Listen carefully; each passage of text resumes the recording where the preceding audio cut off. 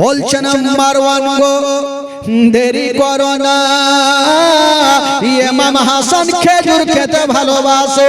বাবা গো এবার খেজুর নিয়ে আসা হইল।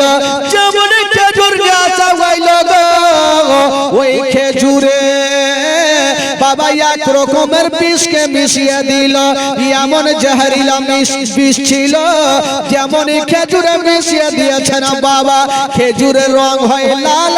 বাবা ওই খেজুরের রং খানা বাবা কালো হয়ে গেল। মাইমুনা বলছেন ও গো মারওয়ানা, জায়দা যদি জিজ্ঞেস করে খেজুরের রং হয় লাল, কালো কেন হইল?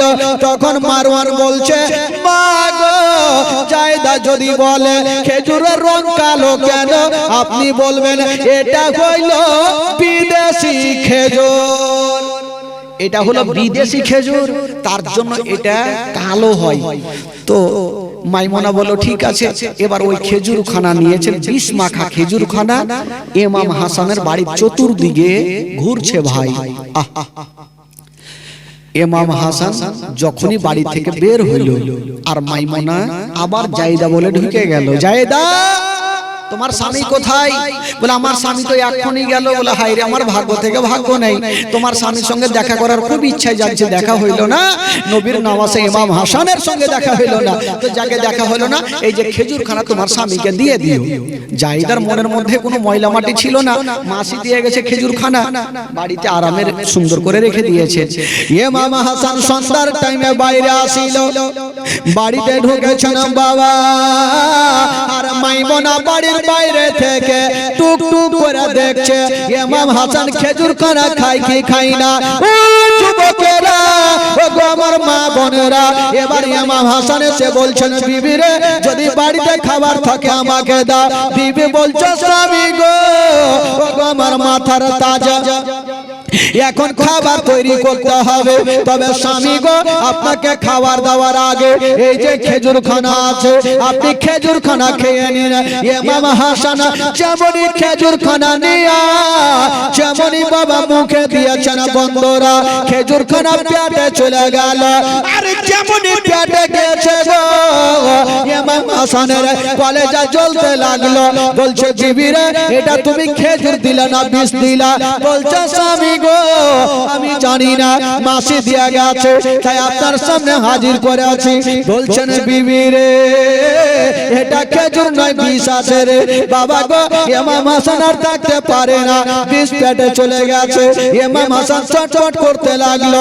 বলছেন বিবি রে, দুনিয়াতে কেউ আমাকে শান্তি দিতে পারবে না, দেরি করো না, তাড়াতাড়ি করে আমাকে আমার নানা রওজা মোবারকাতে নিয়ে চলো। বিবি সাহেবা দেরি করলেন না, ইমাম হাসানকে বুকখানে ধরে নিয়ে বাবা গো চলে গেছেন নানার রওজাতে। বাবা গো ইমাম হাসান পিছে জ্বলাতে ছটছট করে কাঁদছে। বেরাদার বন্ধুরা, তবে বেরাদার মা গো, ইমাম হাসান বিসমিল্লাহ বলে আমার নবীর রওজাতে যেমনই হাতখানা দিয়েছে, সঙ্গে সঙ্গে বাবা ওই বিষখানা পানি হয়ে গেল। জোরে বলুন, আরো জোরে। ওই বিষখানা পানি হয়ে গেল। মাইমুনা চট করে বেরিয়ে আবার মারওয়ানের কাছে হাজির। এই মারওয়ান, বেটা তুমি বিষ দিয়েছো না পানি দিয়েছো? বলে কেন? বলে বিষ দিলাম, নবীর রওজাতে হাত দিল, পানি হয়ে গেল, কি করব? বলে আবার বিষ দাও। এবার বিষ দেওয়া হইল মধুর সাথে। মধুর রং কেমন হয় ভাই? লাল হয়। বিষ মিশালো, ওই মধুর রংখানা আবার কালো হয়ে গেল। ওই কালো মধুখানা আবার বাড়ি ঢুকলো। মাইমুন জায়দাকে বলছে, জায়দা তোমার স্বামীকে খেজুরটা দিয়েছিল বলে মাসি গো কি এমন খেজুর দিলেন, আমার স্বামী খারাপ হয়ে গেছিল। আহারে, ওইটা বিদেশি খেজুর তো, তার জন্য হয়তো খারাপ হয়ে গেছে। এই যে মধুখানা নিয়ে আসলাম, আর তোমার স্বামীর সাথে আমার দেখাই হয়নি, আমার কিসমতটা কি ভালো হইবে না? আহারে, কখন আসবো? ঠিক আছে, আবার একদিন চলে আসবো, এই রাস্তা ধরে যাচ্ছিলাম তাই চলে আসলাম। আবার যাই দেখে মধুখানা রাখলেন। আবার বাবা গো সন্ধ্যার টাইমে ইমাম হাসান আবার বাড়িতে ঢুকে গেল। জায়দা মধুখানা দিয়েছেন বাবা, যেমন মধুখানা বলে লাগায়া বাবা গো মুখে দিয়েছেন বন্ধুরা ওই মধুখানা বাবা পেটে চলে গেছে যেমনই পেটে যাওয়া আবার কলেজা জ্বলতে আরম্ভ হয়ে গেল ইমাম হাসান বলছেন বিবি রে তুমি বিষ দিয়েছো না মধু দিয়েছো বলছে স্বামী গো এটা মাসি দিয়ে গেছে তাই আপনার সামনে হাজির করেছি বলছেন বিবি রে দেরি করো না আমার কলেজা জ্বলে যাচ্ছে তাড়াতাড়ি করে চলো আমাকে নানা রওজাতে নিয়ে চলো বাবা গো এবার ইমাম হাসানকে ধরে নিয়ে নানা রওজাতে পৌঁছে গেল আবার যেমনই বিসমিল্লাহ বলে নানা রওজাতে হাতখানা দিয়েছে আবার সঙ্গে সঙ্গে বিষখানা পানি হয়ে গেল জোরে বাবা গো কোন কিতাবে লিখছেন 5 থেকে 7 বার বিষ দেওয়া হয়েছিল 5 বার কোন কিতাবে লিখছেন 7 বার কখনো মধুর সাথে কখনো ক্ষীরের সাথে কখনো খেজুরের সাথে কখনো পায়েসের সাথে বারবার করে বিষ পান করছেন নানা রওজাতে যাচ্ছেন বিষখানা পানি হয়ে যাচ্ছে এবার মাইমুনা বলল আর বিষ দিতে পারবো না তবে বাবা গো লাস্টের সময় একটা বিষ দিয়েছিল যে বিষটা খাওয়ার পর ইমাম হাসান নানা রওজা মুবারক পর্যন্ত যেতে পারেনি দুনিয়া থেকে বিদায় নিয়েছিল ভাই আচ্ছা বলুন তো যে বিষটা খাওয়ার পর ইমাম হাসান দুনিয়া ছেড়েছে সে বিষটার নাম কি ভাই বলেন মুহররম তো খুব খেলছে যে বিষটা পান করার পর নবী কি বলে ইমাম হাসান নানা রওজাতে যেতে পারেনি সে বিষটার নাম জানা আছে ভাই জানা নাই বলে দেব বলতে তো হবে জীবনী করতে এসে বলতে হবে তবে একটু আপনাদের পরীক্ষা তো নিচ্ছি যে যদি কাউরি মনে থাকে যে বিষটা এমনই বিষ দেওয়া হয়েছিল যে বিষটা খাওয়ার পর ইমাম হাসান উঠে পর্যন্ত দাঁড়াতে পারেনি সেই জায়গাতে ইন্তিকাল করেছিলেন সে বিষটার নাম হইল হীরক চূর্ণ জহর হীরার গুঁড়া আপনারা দেখবেন আপনাদের এলাকায় কাঁচের দোকান আছে কাঁচের দোকান আছে কাঁচের দোকানে দেখবেন ওই কাঁচগুলাকে কোনো আড়িতে ফাড়া হয় কোনো হ্যাকশোতে কাটা হয় না একটা রুলের মতন পেন্সিল থাকে আর এইভাবে টেনে দেয় কাঁচ পর্যন্ত ফিরে যায় ওই পেন্সিলের আগালে হীরা লাগা আছে দেখবেন পেন্সিলটার আগালে হীরা লাগা থাকে ওই হীরা যদি কাঁচ পর্যন্ত ফেড়ে দেয় তো হীরা যদি পেটে যায় তবে বলুন তো অবস্থা কি হবে এ বেরাদার এই ঘটনা যখন বইয়ে পড়েছিলাম নিজের চোখের পানি ধরে রাখতে পারিনি ভাই আজকে ঝরঝর করে এই ঘটনা শুনেন আর চোখের পানি ফেলেন যুবক বন্ধুরা ইমাম হাসান কেমন করে তাকে কে বিষ দিয়েছিল এক্ষুনি ঘটনাটা আপনি শুনতে পাবেন ভাই তবে আসুন একবার দূরতে পাক পড়ুন আর যারা আছেন ভাই একটু ফাঁকা জায়গাটা একটু চলে আসেন তো ভাই ঘটনাটা একটু খুব সুন্দর লাগবে শুনতে ও ভাই একটু চলে আসেন না ভাই সামনে জায়গাটা আসেন না শোনা চলে আসেন শোনা আমার যারা মনে করছেন যাব তারা চলে যাবেন যারা মনে করছেন এই ঘটনাটা শুনবো একটু মন দিয়ে শুনবেন যারা মনে করছেন যে আমি শুনবো না বাড়ি যাব কোনো মানা নাই ভাই তবে এই ঘটনাটা একটু শুনে যাবেন আমি বলবো এই ঘটনাটা শুনে যাবেন তবে আসুন একবার জোরে সোরে গোটা মাজমা একটু দরুদ পাক পড়ুন আল্লাহুম্মা সাল্লি আলা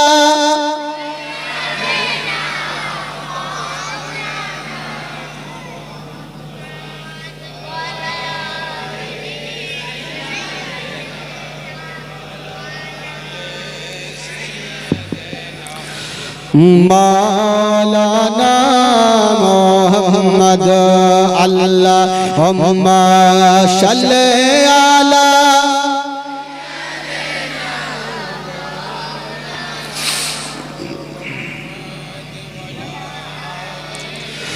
সাইয়্যিদানা ওয়ালা আলা সাইয়্যিদানা মাওলানা মুহাম্মদ সাল্লাল্লাহু তাআলা আলাইহি ওয়াসাল্লাম একবার গোটা মাজমা দুই হাত তুলে বলুন তো সুবহানাল্লাহ জোরে বলুন ইয়া রাসূলুল্লাহ চলুন একটু আপনাদের মদিনা নিয়ে যাই তারপরে এসে এই ঘটনাটা শুরু হবে গোটা মাজমা একটু মদিনা চলুন ভাই কেউ চুপ করে থাকবেন আমার সঙ্গে মদিনা চলেন আমার ভালো লাগে না আমি যাব মদিনা জোরে পড়ুন আমার ভালো লাগে না আমি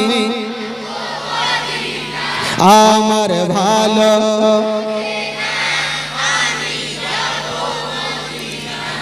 আপনার আগে বাড়ি থেকে বিবির সঙ্গে মায়ের পিট করে এসেছেন, ঝামেলা করলে এরকম হবে। তো এরকম করিয়ে না ভাই, সবাই পড়েন, দিল থেকে পড়েন, গোটা মাজমা পড়েন, যদি না পারেন তাও তো করবেন, আওয়াজ তো হবে মুখে। সবাই পড়েন, আমার ভালো লাগে না, আমার ভালো। আচ্ছা দাদা, এর সামনেটি পড়িও না, আর স্টেজে কেউ পড়িও না বাবা। ওই দিকে দেখি পড়ছে কি পড়ে, ওইটিকে দেখছি আছে কি নাই, না উড়ে গেছে ওরা। পড়েন ভাই, আপনারা পড়েন, আমার ভালো।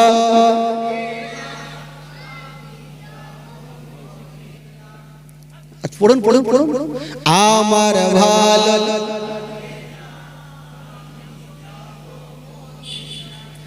ঢিকিওয়ান। এরকম করে হবে? এতগুলা হাড্ডা হাড্ডা চাচা আছেন, ভাই আছেন, বন্ধু আছেন, এরকম করলে কি করে হবে? এবার গোটা মাজমা এদিক থেকে ভাই আমার কিছুটা পড়ছে, কিন্তু আবার কিছুটা ফের পড়ে না। পড়েন, জোরে পড়েন, আমার ভালো লাগে না আমি, আরো জোরে, আমার ভালো ও মদিনাতে না গেলে মন শান্তি হবে না, আমার ভালো লাগে না আমি, আমার ভালো লাগে না আমি। মনে আছে যে আশা নবী গো হবে তোমার সঙ্গে দেখা, মনে আছে যে আশা নবী গো হবে তোমার সঙ্গে দেখা। ওগো পাখির মতো থাকে তুমি, পাখির মতো থাকে তুমি, উড়ে যাবো মদিনায়, আমার ভালো লাগে, আমার ভালো লাগে না আমি। পাঁচ ওয়াক্ত নামাজ যারা করিবেন আদায়, পাঁচ ওয়াক্ত নামাজ যারা করিবেন আদায়, ওগো নামাজ না পড়িলে পরে নেকি মিলবে না, আমার ভালো জোরে, আমার ভালো। তাফাজুল ইসলাম আজ জীবনী করে, তাফাজুল ইসলাম আজ জীবনী করে, এই জীবনী না শুনলে নেকি মিলবে না, আমার ভালো লাগে না, আমার ভালো লাগে না আমি।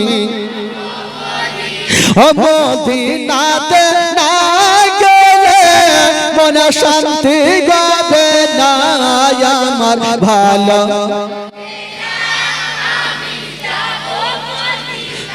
জোরে বলুন সুবহানাল্লাহ, আরো জোরে বলুন। আহলে বাইতের মহব্বতে একটু দুই হাত তুলে বলুন সুবহানাল্লাহ। বাবা গো, জান্নাতি নওজওয়ানদের সরদার ইমাম হাসান দুনিয়া থেকে বিদায় নিচ্ছেন। ভাই একটু মন দিয়ে শুনবেন। এই বাবা বস, চুপচাপ বস। তবে ভাই একটা কথা বলেন, একটা লোককে যদি 5 থেকে 7 বার বিষ দেওয়া হয়, বলুন তো তার ভিতরটা ঠিক থাকবে ভাই? কখনো ঠিক থাকবে না। অসুস্থ হয়ে বিছানাতে ইমাম হাসান পড়ে গেছে।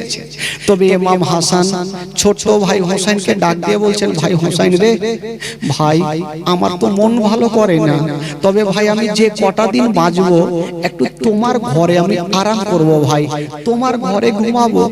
ইমাম হোসেন বলছেন, দাদা এটা কেমন কথা বলছে? ছোট বড় দাদা ছোট ভাইয়ের ঘরে ঘুমাবে, আর থেকে খুশির খবর কিছুই হতে পারে না। দাদা আপনি যতদিন পারবেন আমার সঙ্গে আমার বাড়িতে ঘুমিয়ে থাকেন।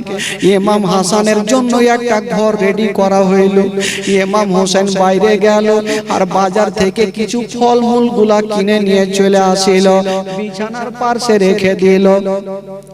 ইমাম হাসানের বিবি জায়দাকে বলল, ভাবি জান এই যে আমি সব রেখে গেলাম, দাদা আমার যা খেতে চাইবে তুমি সেটাই দিয়ে দিও। বাবা গো, ইমাম হোসেন বলে চলে গেছেন বাইরে। তবে জায়দা একটা কথা বলি মা, যদি কাউরি স্বামী অসুস্থ থাকে মা গো, তবে বিবির মনটা ভালো করবে না মা গো। যার স্বামী জগতে বেঁচে নাই মা, তার দুনিয়াটা অন্ধকার মা, তার দুনিয়াতে কিছুই নাই। বাবা গো, যার স্বামী নাই তাকে জিজ্ঞেস করবে স্বামী না থাকার ব্যথা কতটুকু হয়। বাবা গো, এবার জায়দা ভাবছেন আল্লাহ আমার স্বামী কি ভালো হবে না। জায়দা নিজের একটা বহিনকে ডাকলেন। বাবা গো, ইমাম হাসানের বহিন জাইনাবকে ডেকে বলছেন, ও বহিন জাইনাব, আজকে আমি থাকবো না, আজকে আমি বাড়িতে থাকবো না। ভাবি আপনি কোথায় যাবেন? বলে বহিন রে, আমি আমার নানার রাউজাতে একটু কানতে যাব। আমার নানার রাউজার জালি ধরে আমি কানবো, আমার আল্লাহ যেন আমার স্বামীকে ভালো করে দেয়। বিবি দোয়া করবে, স্বামীর জন্য দোয়া করবে। জায়দা বলতে লাগলো, ও বহিন জাইনাব রে, তুমি হুজুরের কাছে থাকো, আমার স্বামীর কাছে থাকো, তোমার দাদার কাছে তুমি থাকো। বলছে জাইনাব আমি সব দিয়ে গেলাম, খাবার দিয়ে গেলাম, পানি দিয়ে গেলাম, ফলমূল রেখে গেলাম, হুজুর যেটা খেতে চাইবে তুমি সেটা খাইয়ে দিও। এই কথা বলে বাবা গো, আবুল কাসিমের মা ইমাম হাসানের বিবি বাবা গো স্বামীকে রেখে দিয়া আস্তে রাতের অন্ধকারে বাবা গো এক পা দুই পা করে নবীর রাউজাতে চলে গেছে। নবীর জালি ধরে কাঁদছে, নানা গো, নানা গো, আমার স্বামীর মনটা ভালো নেই। নানা গো, নানার ওয়াস্তা দিয়ে বলি, আল্লাহ গো আমার স্বামীকে তুমি ভালো করে দাও, আমার স্বামীর মনটা ভালো নাই। 5-7 বার বিষ পান করেছে, ভিতরটা খোল হয়ে গেছে। তবে বিবি স্বামীর জন্য কাঁদছে আমার নবীর রাউজাতে।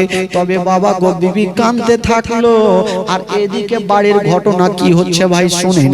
ইমাম হাসান একটা বিছানায় আছে, জাইনাব তার পাশে বসে আছে। হঠাৎ করে ইমাম হাসানের ঘুমটা চলে আসিল।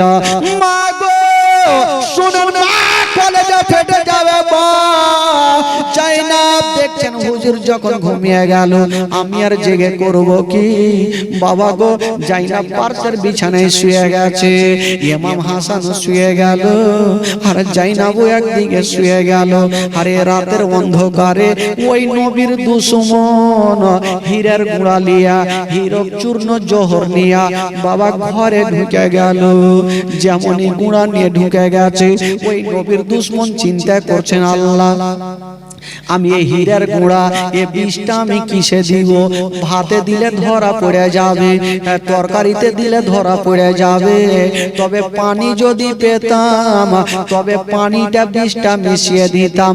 বাবা গো, চতুর্দিকে তাকিয়ে দেখছে মা একটা কলসি রাখা আছে, যে কলসিতে 7.5 কেজি ওজন পানি আটে, ওই কলসি রাখা।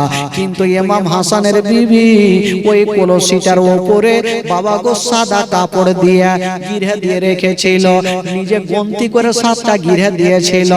কেউ যদি এই কলসের মুখটা খুলে তবে ধরা পড়ে যাবে। বিবি সুন্দর করে গিটটাকে বেঁধে রেখে দিয়া বিবি চলে গেছে। বাবা এবার নবীর দুশমন চিন্তা করলো, গিরেগুলা যদি খুলে দিই তবে ধরা পড়ে যাব, গিরেগুলা খুলবো না, তবে পানিটা বিষটা কেমন করে দিবে। বাবা গো, ওই হীরার গুঁড়া লিয়া যে কাপড়ে বাঁধা ছিল, ওই হীরার গুঁড়া কাপড়ের উপরে এইভাবে ঘাসতে আরম্ভ করলো। হীরার গুঁড়া ঘাসছে বাবা, আর ধুলো ধুলো হয়ে টুকরো টুকরো হয়ে বাবা কলসিতে বিষ চলে গেল। গিরে খুলতে হইল না, বিষটা পানিতে চলে গেছে।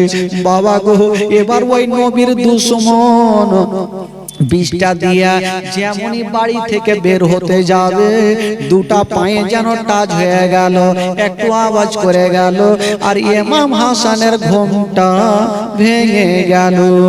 ইমাম হাসান পিছন থেকে দেখলো ঘুমটা ভেঙে গেল।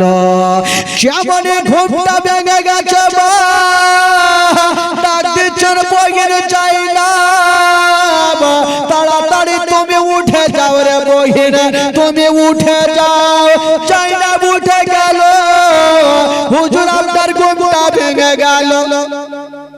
জাইনাব দেখছেন ইমাম হাসান যখন ঘুমিয়ে উঠেছে, ইমাম হাসানের সমস্ত চেহারা দিয়ে যেন ঘাম বের হচ্ছে। জাইনাব বলছেন হুজুর গো আপনি বলেন আপনার ঘাম কেন বের হচ্ছে বলেন। বলছে জাইনাব রে তুমিও ঘুমিয়ে গেছিলে, আমিও ঘুমিয়ে গেছিলাম, আর ঘুমের চোরে ঘুমের ভরে একটা আমি স্বপ্ন দেখলাম। বলছে কি স্বপ্ন ভাইজান? বলছে ও বহিন জাইনাব আমি স্বপ্নের কথাটা পরে বলবো, তবে আমি যে স্বপ্নটা দেখেছি আমার ভিতরটা শুকিয়ে গেছে, আমার হুলকুমটা শুকিয়ে গেছে। বিবিরে যদি পারো তবে এক পিয়ালা আমাকে পানি দিয়ে দাও। বাবা গো ওই বহিন জাইনাব চতুর্দিকে তাকিয়ে দেখছে কলসিতে পানি রাখা। এবার জাইনাব বলছেন হুজুর আপনি পানি চাইলেন আপনাকে পানি দেব, তবে আমাকে 5টা মিনিট সময় দাও। বলল কেন? বলে হুজুর আপনাকে কলসির পানি দেব, কিন্তু কলসির পানি হলো ঠান্ডা পানি, ঠান্ডা রাতের পানি। আমাকে 5টা মিনিট সময় দেন, আমি বাইরে যাব আর ঠান্ডা পানি আপনার জন্য টাটকা পানি নিয়ে আসিব, আপনাকে পানি দেব। বলল ঠিক আছে যাও। ইমাম হাসান কাঁদতে থাকলো, আর জাইনাব লোটা নিয়ে বাবা টাটকা পানি আনতে গেল। জাইনাব গেল গো, আর ওইদিকে ইমাম হাসানের বিবি নবীর রওজাতে কেঁদে কেঁদে দোয়া করে বাবা বাড়ি ঢুকে গেল। যেমনই ঢুকেছেন দেখছেন ইমাম হাসান কাঁদে। বলল স্বামী গো আপনি বিছানাতে কাঁদছেন কেন? বলছেন বিবি রে ওরে আবুল কাসিমের মা আমার হুলকুমটা শুকিয়ে গেছে, যদি পারো আমাকে এক পিয়ালা পানি দিয়া দাও। জায়দা বলছেন স্বামী গো আমি তো জাইনাবকে বসিয়ে রেখে গেলাম আর পানি রেখে গেলাম, আপনাকে পানি দেয়নি? বলল না উনি আমার জন্য টাটকা পানি আনতে গেছে। জায়দা ভাবছেন হায়রে পাগলি রে, আমি পানি রেখে গেলাম, লোকটা পানি পানি করে জান ছাড়ছে আর উনি টাটকা পানি আনতে গেছে। স্বামী গো আপনি চিন্তা করবেন না, আপনাকে অল্প পানি আমি কলসি থেকে ঢেলে দিচ্ছি, আপনি শুধু একটু হুলকুমটা ভিজিয়ে নেন, তারপরে যখন জাইনাব পানি আনবে আপনি আশুধা করে পানি পান করবেন। বিবি জানে না যে পানি নাই, পানি বিষ হয়ে গেছে। বিবি সাহেবা একটা করে গিরহাগুলা খুলছেন, দেখছেন 7টা গিরহা বাঁধা। বিবির সন্দেহ হইল না, ভাবছেন আমি তো 7টা গিরহে দিয়েছিলাম, গিরহা তো কেউ খুলেনি, পানি ভালো আছে। বিবি সাহেবা সেখান থেকে এক পেয়ালা পানি স্বামীকে দিচ্ছেন। কে জানে স্বামীর ওই পানিটাই হবে শেষ জীবন। যেমন এক পেয়ালা পানি দিয়েছেন, স্বামী গো আপনি নিজের হুলকুমটা ভিজিয়ে নেন। ইমাম হাসান ওই পানি খানা নিয়া যেমনই বাবা গো মুখে দিয়েছে, গলার ভিতর দিয়ে পেটে চলে গেছে। ইমাম হাসানের গলা পর্যন্ত জ্বলতে লাগলো। বলছেন বিবি রে তুমি আমাকে পানি দিয়েছো না বিষ দিয়েছো? বলছে স্বামী গো আমি আপনাকে পানি নিজের হাতে ঢেলে দিলাম, আমি বিষ দিই। বলছেন বিবি রে এটা পানি নয়, এটা বিষ হয়ে গেছে। বিবি কাঁদতে লাগলো হাওমা করে, আল্লাহ জানি না কোন এমন দুশমনের পানিতে বিষ মিশিয়ে দিয়েছে।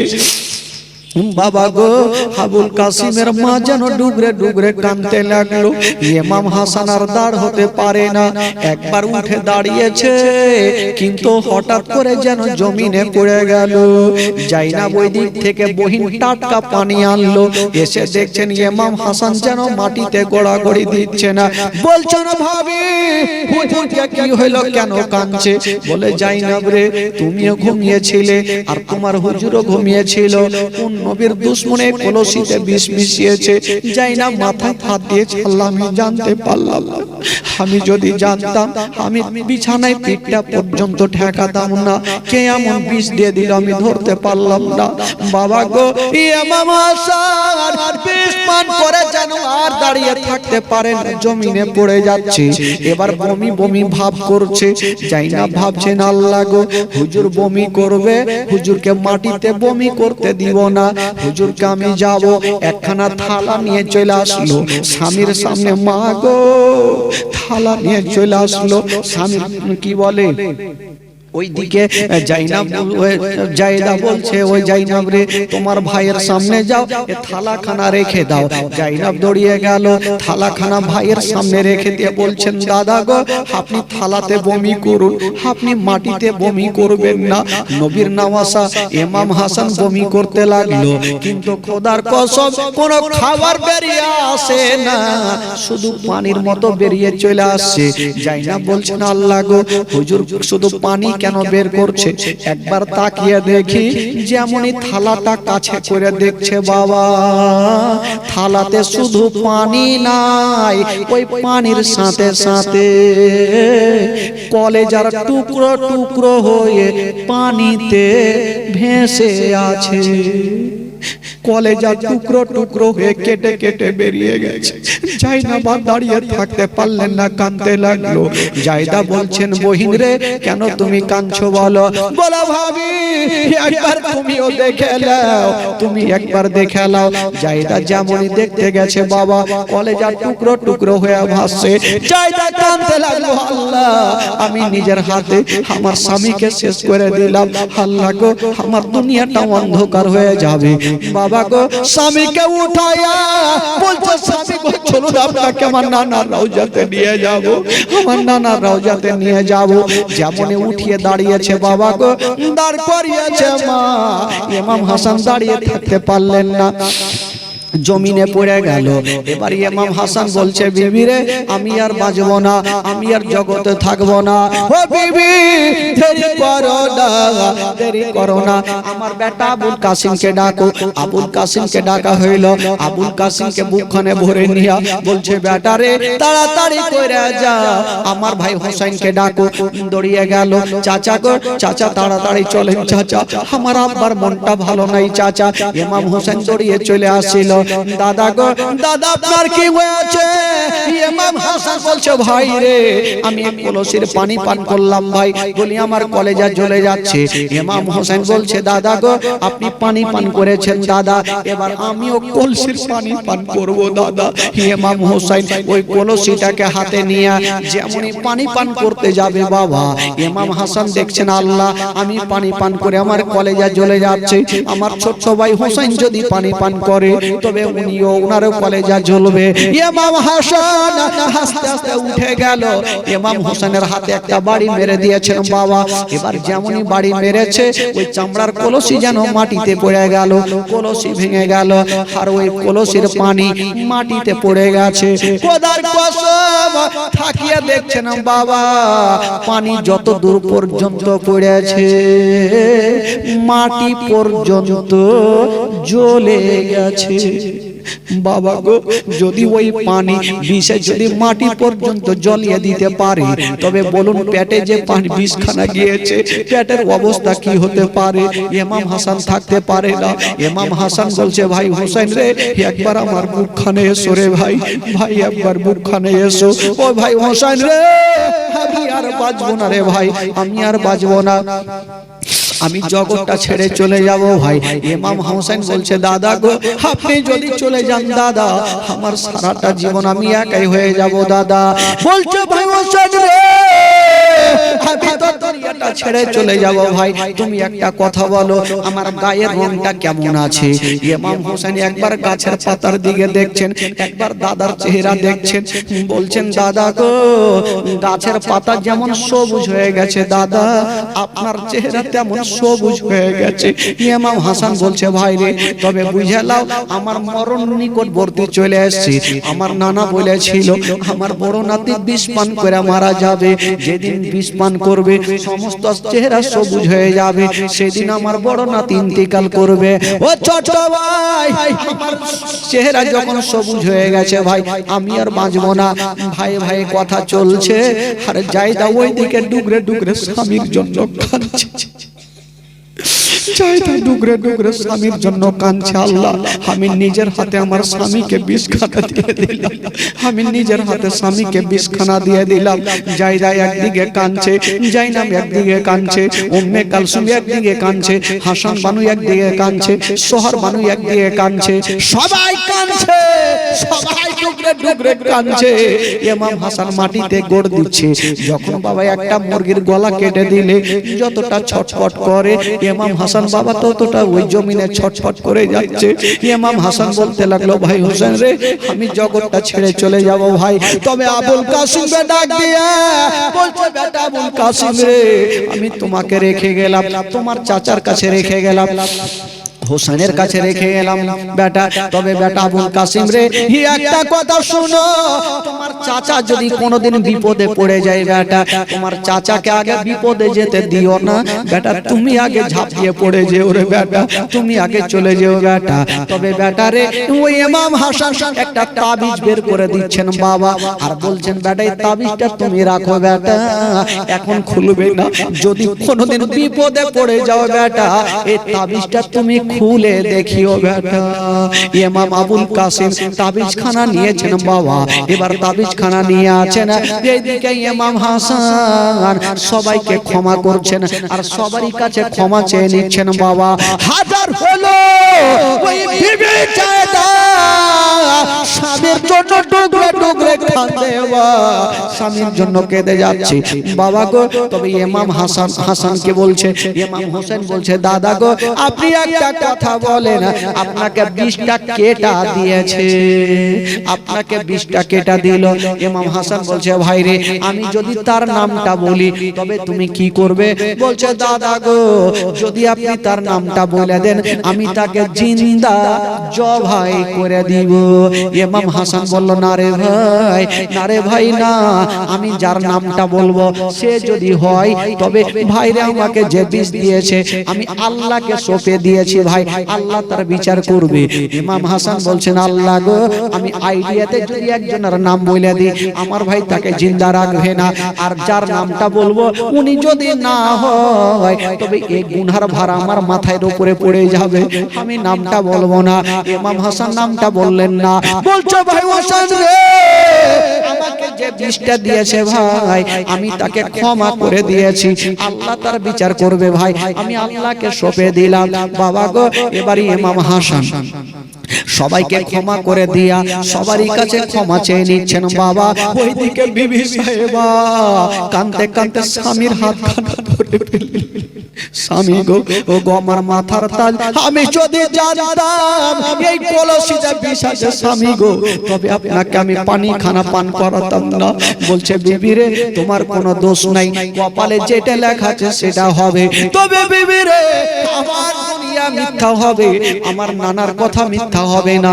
আমার নানা বলেছে আমাকে বিষ পান করে দুনিয়া ছাড়তে হবে। বিবি রে, তুমি আমার জন্য দোয়া করো, তুমি আমার জন্য দোয়া করো। বিবি সাহেবা হাজার হলো স্বামীকে হারাচ্ছে বাবা, বিবির মনটা ভালো করে না, বিবি ডুগরে ডুগরে কাঁদছে। একদিকে যাই না বলছেন, আল্লাহ আমি যদি না ঘুমাতাম তবে দুশমন বিষটা দিতে পারতো না। সবাই কাঁদতে লাগলো। ইমাম হাসান বাবা গো একবার উপরে নজর করেছে, আর যেমন নিচে নজর করলেন বাবা, দেহ থেকে রূহ পারওয়াজ হয়ে গেল। সকলে পড়ো না, ইন্না লিল্লাহি ওয়া ইন্না ইলাইহি রাজিউন। আল্লাহুম্মা সাল্লি আলা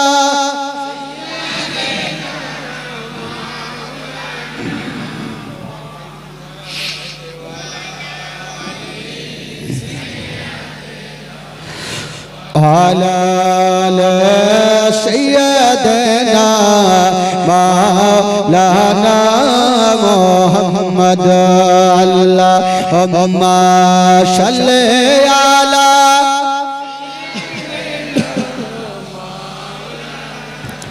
মুহাম্মদ ওয়ালা আলে সাইয়্যিদানা ওয়ালা আলে সাইয়্যিদানা মাওলানা মুহাম্মদ সাল্লাল্লাহু তাআলা আলাইহি ওয়াসাল্লাম। একবার গোটা মাজমা জোরে বলুন তো সুবহানাল্লাহ, আরো জোরে বলুন। ছেড়ে দেব নাকি ভাই, বিরক্ত হচ্ছেন? বলবো তবে সামনে ফাঁকা কেনে, সামনে ফাঁকা পিছনটা ঢাকা। চলে আসেন এখানে পূর্ণ করে নাও চাচা, ইধরে আ যাও, আগো আগো আগাও, আত্মনি কর আগো আও। হ্যাঁ এত লোক ঘর যা যা যা। হ্যাঁ বসেন চুপচাপ। বেরাদার বন্ধুগণ, হ্যাঁ এবারে একবার গোটা মাজমা হাত তুলে বলুন সুবহানাল্লাহ, জোরে বলুন ইয়া রাসূলুল্লাহ। মাশাআল্লাহ, একটু টাটকা হয়ে থাকবে তাহলে ভালো লাগবে। আর বক্তার সামনে এরকম মাহাল থাকলে এমনি বলতে ইচ্ছা করবে। 2.5 ঘন্টা হয়ে গেল, 2.5 ঘন্টা পার, 3 ঘন্টা তো বলতেই হবে। আগে 5 ঘন্টা, হ্যাঁ 5 ঘন্টা, চিন্তা নাই, বলে চুপচাপ বসেন। 5 কেনা 6 ঘন্টাও বলবো। হ্যাঁ লাস্টে ফিরে আজকে জিকির করব, জিকির বাকি আছে, লাস্টের সময় জিকির হবে আজকে। হ্যাঁ মাশাআল্লাহ, আপনার জিকির হয়তো কোনোদিন করেননি, আজকে করব ইনশাআল্লাহ। হ্যাঁ আজকে জিকির করব আর সবাইকে নিয়ে করাবো, চিন্তা নেই মাশাআল্লাহ। তাহলে একটু আমার সঙ্গে একবার গোটা মাজমা পড়ুন, গোটা মাজমা বলুন। মুসিবত না পাই যদি, মুসিবত না পাই যদি, করোনা তোমার কবরে হাসরে কি হবে আমার, কবরে হাসরে। জোরে বলুন সুবহানাল্লাহ। আগে আমাকে শব্দ টাটকা হয়ে আছে ভাই, হ্যাঁ মনে ঘুম লাগে না। গোটা মাজমা পড়বেন। মুসিবত না পাই যদি, মুসিবত করোনা তোমার কবরে হাসরে কি হবে আমার, কবরে হাসরে আছি ডুবে যাবে পাপের সাগরে, না জানি কি হবে ও পারে হাসরে। আছি ডুবে যাবে পাপের সাগরে, না জানি কি হবে ও পারে হাসরে। তোমারে সুপারিশ বিনে, তোমারে সুপারিশ বিনে কেমন হব পার, কবরে হাসরে। জোরে হবে, কবরে হাসরে কি হবে। মুসিবত না পাই যদি, করোনা তোমার কবরে, কবরে হাসরে কি হবে আমার, কবরে হাসরে কি হবে আমার। তুমি তো দিয়েছ দেখিয়ে আলোর পথ, বলেছ সেই পথে মিলবে রহমত। কেন যে ভুল পথে আমি, কেন যে ভুল পথে আমি করলাম জীবন পার, কবরে হাসরে কি হবে আমার, কবরে। ও মুসিবত না পাই যদি, মুসিবত করোনা তোমার কবরে হাসরে কি হবে আমার কবরে হাসরে কবরে হাসরে কি হবে আমার জোরে বলুন সুবহানাল্লাহ যাদেরকে ঘুম লাগছে একটু হাত তুলেন তো আগে মা আগে বলছি ঘুম লাগছে হাত তুলেন সুবহানাল্লাহ মাশাআল্লাহ আশা করি ঘুম লাগবে না ভাই আমি জানি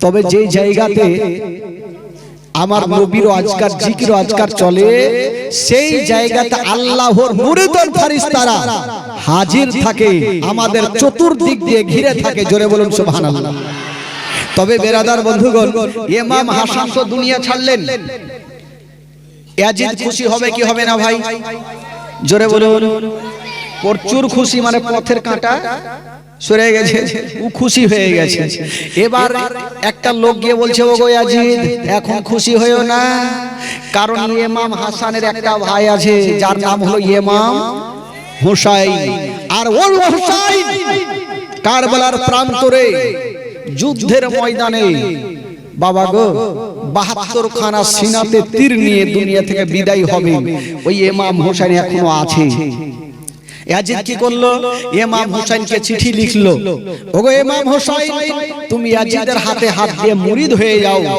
আর নচে যুদ্ধের জন্য তৈরি হয়ে যাও ইমাম হুসাইন বলেছিল আমি জান দিয়ে দেব জীবন দিয়ে দেব কিন্তু কখনো ঈমান দেব না আরে গোলামানে মুস্তাফা জান দেने से नहीं करते सर कट जाए या रह जाए कोई परवाह नहीं करते জোরে বলুন আমি জান দিয়ে দেব জীবন দিয়ে দেব কিন্তু ইয়াজিদকে ঈমান দিব না এবার ইমাম হুসাইন ভাবলো যেই লোকটা খবর দিতে আসলো ইমাম হুসাইনকে ইমাম হুসাইন বলছে দেখো ভাই তুমি আমাকে মুরিদ হতে বলেছো আমাকে একটা রাত সময় দাও আমার ডিসিশন কালকে সন্ধ্যার টাইমে তোমাকে জানাবো ওই লোকটা বলে চলে গেল ইমাম হুসাইন রাত্রি বেলা ভাবছেন যদি আমি ইয়াজিদের হাতে হাত দিয়ে মুরিদ না হই তবে মদিনাতে যুদ্ধ শুরু হয়ে যাবে আর যুদ্ধ যখন হবে আমার নানার রওজা মোবারক ভেঙে দিতে পারে না আমি আর মদিনাতে থাকবো না আমি মদিনা থেকে সকাল বেলাতে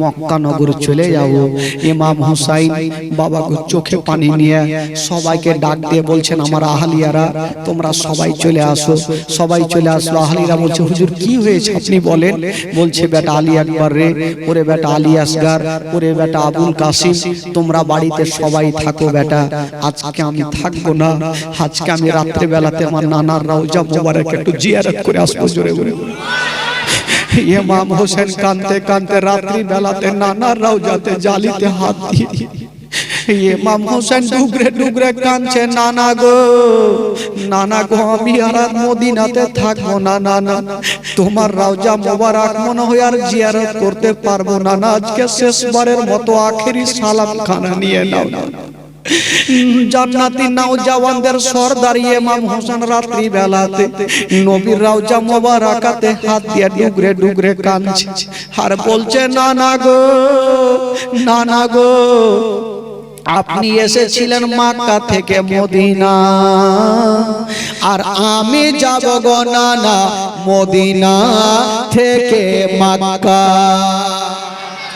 আপনি এসেছিলেন নানা আবু জেহেলের অত্যাচারে আর আমি যাব গো নানা ইয়াজিদের অত্যাচারে আপনি এসেছিলেন আমার বাবা আলীকে সাথে করে নিয়ে আর আমি যাব গো নানা আমার 22 বছরের বেটা জয়নাল আবেদিনকে নিয়ে ইমাম হাসান নানার রওজা জিয়ারত করলেন মার কবরখানা জিয়ারত করলেন মাকে সালাম করছেন আর বলছেন মা গো আমি আপনার ছেলে ইমাম হোসেন মা আমি দাদাকে হারিয়ে দিলাম মা আমি একাই হয়ে গেলাম মা আমাকে খুশি মনে তোমরা সবাই বিদায় দাও ইমাম হোসেন মার কবরে জিয়ারত করে সেখান থেকে বাবা গো বাড়ি যাচ্ছেন এবার আলী আকবরকে বলছে বেটা আলী আকবর যাও রে বেটা যাও একবার মদিনার মসজিদে আজান দিয়ে দাও বেটা আমরা ফজরের নামাজ পড়ে বেটা আমরা রওনা দিয়ে দিব। আলী আকবার মদিনার মসজিদে আজান দিচ্ছেন, ফজরের আজান।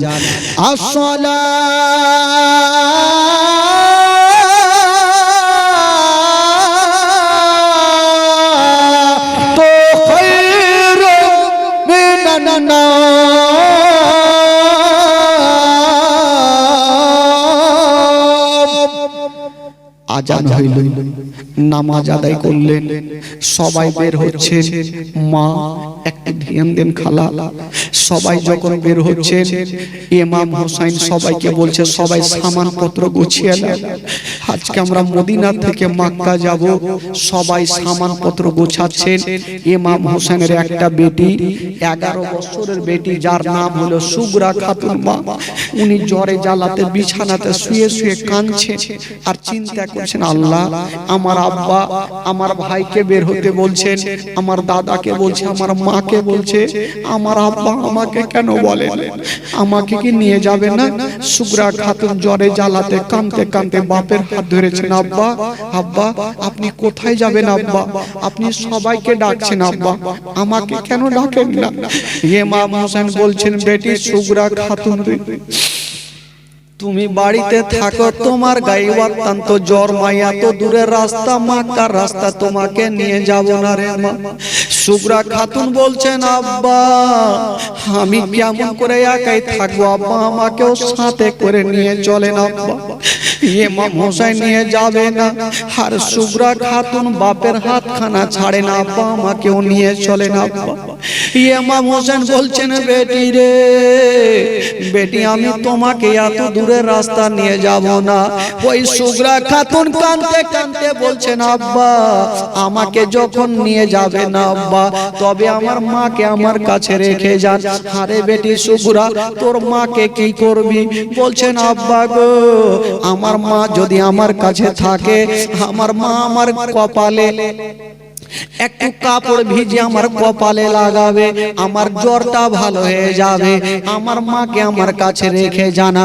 বলছেন, বেটি রে তোমার মাকে নিয়ে গেলাম, আর আমার মা ফাতেমার কবরখানা রেখে গেলাম।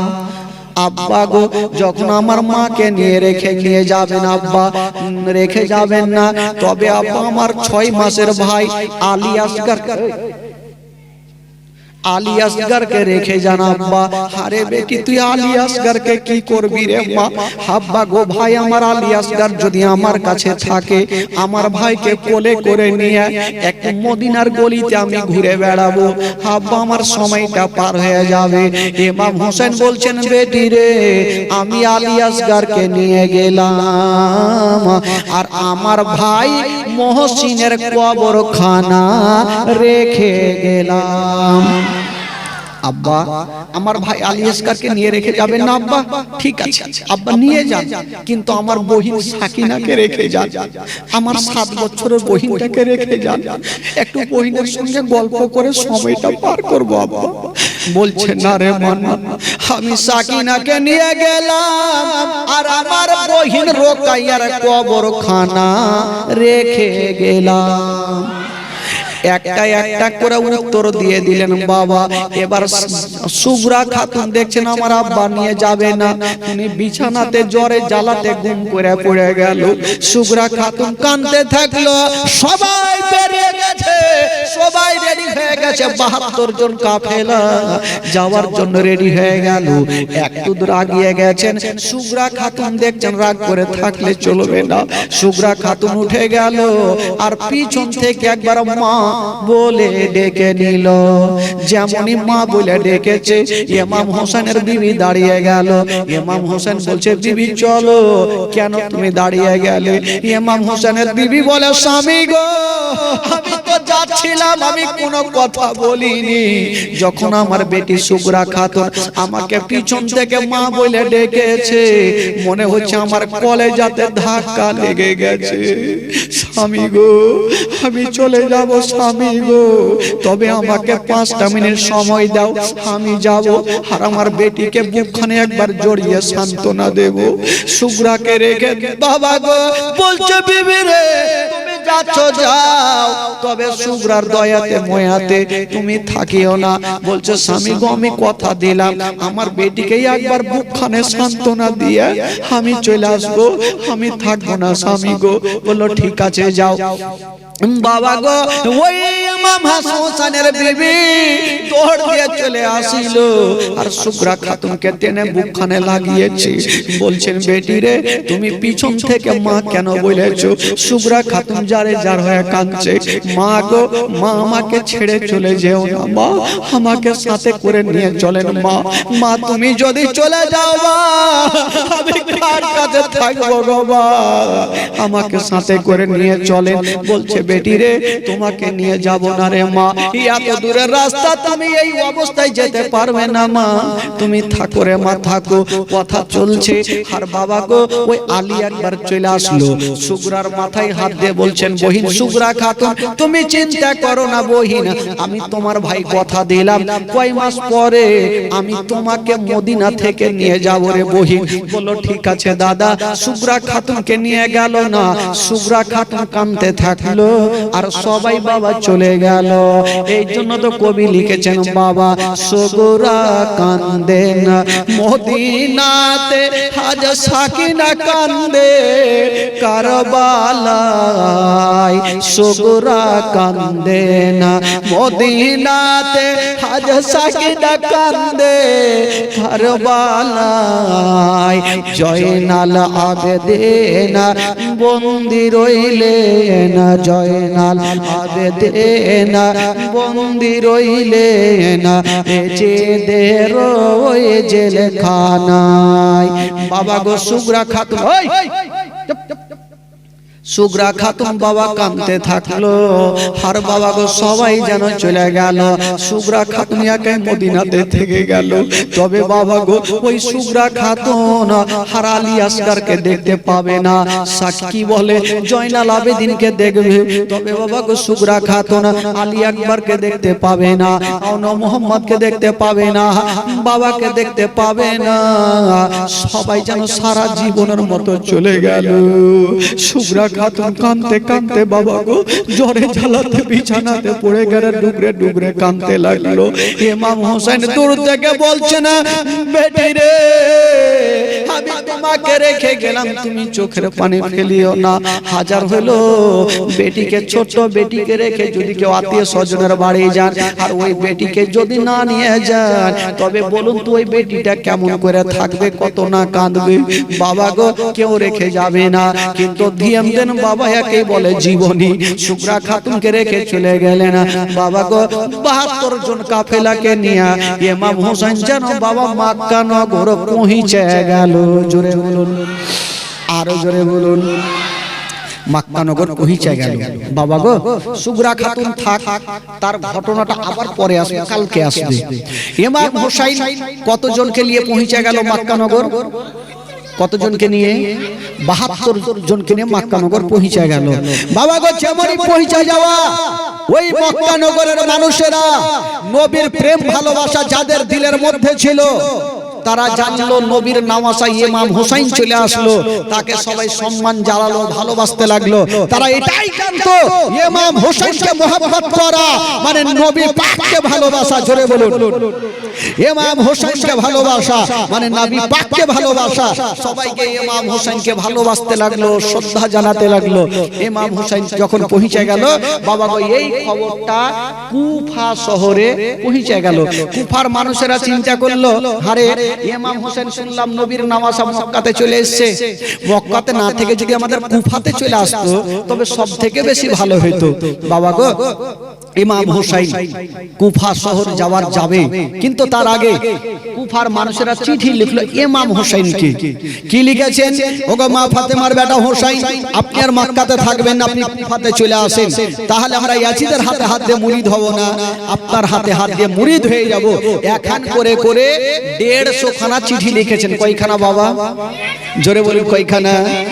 ১৫০ খানা চিঠি দিয়া কুফাটাকে ধোঁকা দিয়া, ১৫০ খানা চিঠি দিয়া কুফাটাকে ধোঁকা দিয়া 150 খানা চিঠি দিয়া কুফা ডাকে ধোকা দিয়া আবার তারা এসেছে শহীদ করে তো জিদের গোচরণ ইমাম হোসেন শহীদ বলো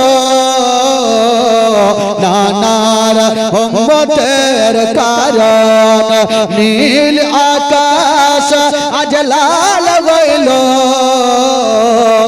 নানার রক্তেরি বরণ 150 খানা চিঠি দিয়া কুফা ডাকে ধোকা দিয়া জোরে বলুন আরো জোরে 150 খানা চিঠি দিয়া কুফা ডাকে ধোকা দিয়া আবার তারা এসেছে শহীদ করে তো জিদের গোচরণ ইমাম হোসেন শহীদ বলো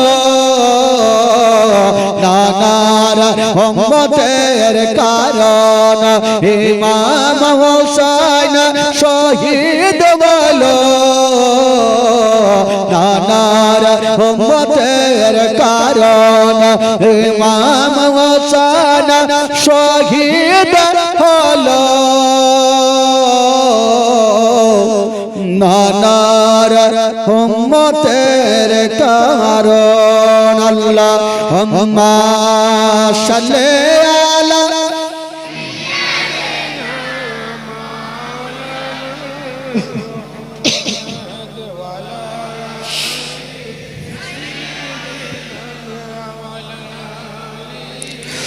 سيدنا مولانا محمد صلى الله تعالى عليه وسلم বেরাদার ইসলাম বন্ধুগণ বাবাজি রাত্রি 11:30টা মানে 3 ঘন্টা হতে চললো ভাই আরো 3টা দিন তো আপনাদের সম্মুখে থাকবো ভাই তবে বেরাদার বন্ধুগণ আবার কালকে আপনাদের সম্মুখে আলোচনা হবে